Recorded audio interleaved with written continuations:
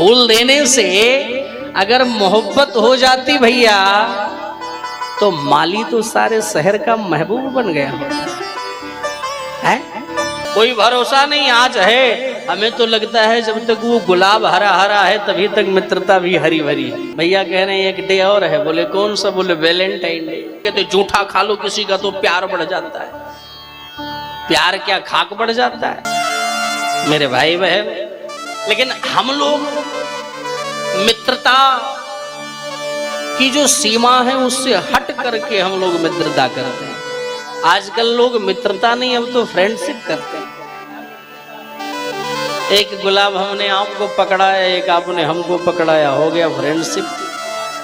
अब ये कब तक चलता है कुछ इसका भरोसा है? कोई भरोसा नहीं आज है। हमें तो लगता है जब तक वो गुलाब हरा हरा है तभी तक मित्रता भी हरी भरी है। और जो वो गुलाब सूख गया सो मित्रता भी समाप्त। अरे हद तो तब हो गई कि लोग फ्रेंडशिप डे मनाने लगे। मनाया जाता है ना, क्यों मेरे भाई बहन? ये डे मनाया जाता है ना, फ्रेंडशिप डे। अरे एक ही डे हो तब तो चल जाएगा।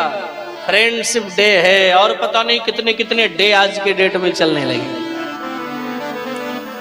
रोज day, chocolate day, chocolate day है। और ये कौन सा day? Friendship day, chocolate day, teacher day, rose day, और कौन सा डे? इतना तो हम कहीं नहीं पाएंगे। इतने सारे डे चल गए हैं, बताइए। हाँ देखिए भैया कह रहे हैं एक डे और है। बोले कौन सा? बोले वैलेंटाइन डे। क्या लोगों की मानसिकता है। अब आप बताइए क्या ये हमारी संस्कृति है? ये हमारा संस्कार है कि हम बैठ करके वैलेंटाइन डे मनाएं? आज तक इसका अर्थ भावार्थ हम समझ नहीं पाए कि वैलेंटाइन डे का भावार्थ क्या है। एक बार एक व्यक्ति से हमने पूछा कि भैया वैलेंटाइन डे का मीनिंग क्या होता है, ये क्यों मनाते हैं आप लोग? बोले हम अपनी जिससे प्यार करते हैं उसके इजहार के लिए ये डे मनाते हैं। तो हमने कहा क्या करते हो उस दिन? बोले जिसे प्यार करते हैं उसे एक फूल देते हैं। क्या देते हैं? फूल देते हैं। अच्छा, फूल देंगे तो महाराज प्यार और ज्यादा बढ़ जाता है। क्या ऐसा होता है भैया? क्या फूल देने से प्यार की वृद्धि हो जाती है? नहीं होती। हमें तो नहीं लगता। मैं कभी कभी बैठ बैठ कर सोचता हूं, ध्यान देना सिरसागंज वालों, कि अगर फूल देने से मोहब्बत हो जाती, फूल देने से अगर मोहब्बत हो जाती भैया तो माली तो सारे शहर का महबूब बन गया है। और तो रोज प्रातः काल घर घर फूल देता है। फिर तो उससे बड़ा प्यार।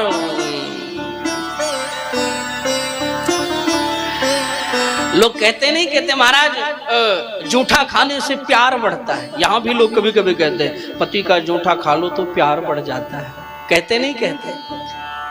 नहीं, किसी से किसी की बात को लेकर कहते जूठा खा लो किसी का तो प्यार बढ़ जाता है। प्यार क्या खाक बढ़ जाता है? अब जूठा खाने से ही अगर प्यार होता तब तो कुत्ता बहुत सारे लोगों का जूठा खाता है कि नहीं? आप लोग जितना खा करके पत्तले बाहर फेंकते हो ना, उसकी क्लीन चिट कुत्ता ही देता है। तब तो उसको तो प्यार हो जाना चाहिए। हैं जी? ये सब मिथ्या चीजें हैं, ध्यान देना। किसी का भी जूठा खाने से किसी को ना कहीं पर किसी से कुछ भी प्यार वार कुछ नहीं होता है। ये सब कपोल बातें हैं मेरे भाई बहन, इससे आप दूर दूर रहना। अगर हमारा गुरु जो हमारा गुरु है, जिसको हमने गुरु बनाया है, अगर वो नियम कर्म से, चरित्र से, हर प्रकार से सुंदर है, उसके अंदर कोई त्रुटियां नहीं है, तो गुरु का जूठा खाया जा सकता है। और अगर गुरु भी थोड़ा भी संशय है गुरु के प्रति, तो यानी उसका भी जूठा खाना नहीं चाहिए। अगर हमारा पिता ठीक नहीं है, उसका चाल चलन, खान पान, उठना बैठना, रहन सहन, भक्ति कुछ भी नहीं है, तो पिता का भी जूठा नहीं खाना चाहिए और पिता को पुत्र का नहीं खाना चाहिए। ऐसा कुछ भी नहीं, किसी का जूठा बिल्कुल इग्नोर करो। ये जूठा पूठा खाने से प्यार वार का चक्कर छोड़ो, कुछ नहीं होता। और आप अशुद्ध और ज्यादा हो जाते हो। लेकिन अब का तो चाल चलन कुछ ज्यादा ही बदल गया। पहले कहा जाता था कि पति पत्नी एक साथ, जब पति लोग भोजन कर लेते थे तो पत्नी उनकी थाली में भोजन करती थी कि इससे प्यार बढ़ता है। लेकिन ये चक्कर छोड़ देना। तो माताओं ने और बहनों ने सोचा ये क्या, अब हम साथ में खाएंगे, एक ही थाली में खा लिया करेंगे। लेकिन ऐसा खाने से भी अगर जो पत्नी अपना भी जूठा अपने पति को खिला दे, तो ये समझ लेना कि आपके पति की आयु घट जाएगी। इसलिए एक थाली में बैठ करके कभी भोजन भी नहीं करना चाहिए। बहुत लोगों को मैं देखता हूं, जब शुरू शुरू में विवाह होता है तो प्यार उस समय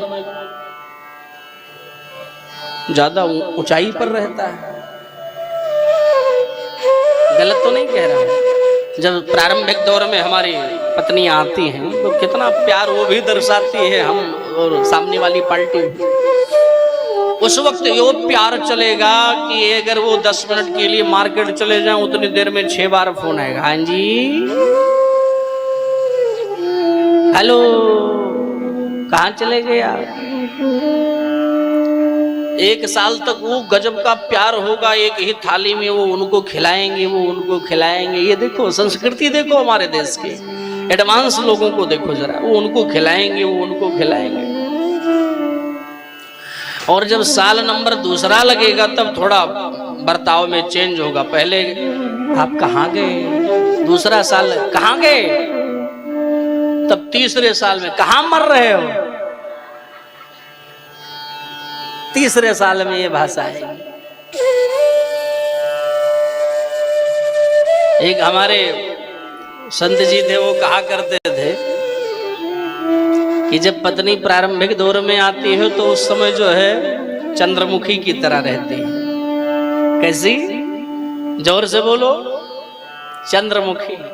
दूसरे साल में वो जाकर थोड़ा सूर्यमुखी हो जाती है और तीसरे साल में वो ज्वालामुखी बन के जब फटती है, समझ रहे नहीं समझ रहे?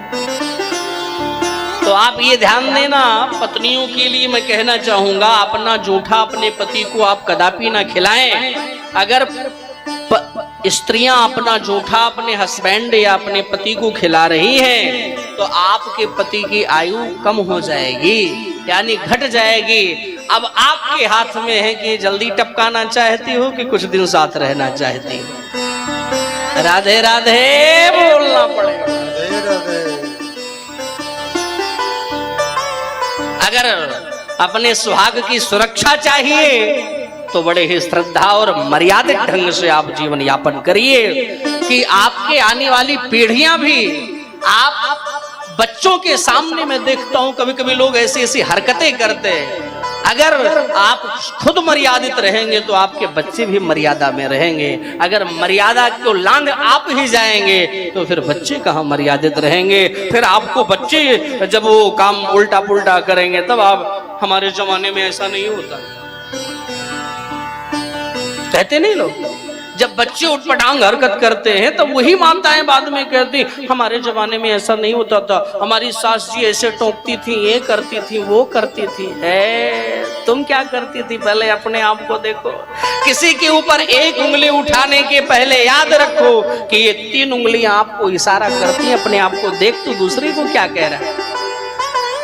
इसलिए पहले हम सुधर जाएं, सभी सुधर जाएंगे। बोल भागवत भगवान की।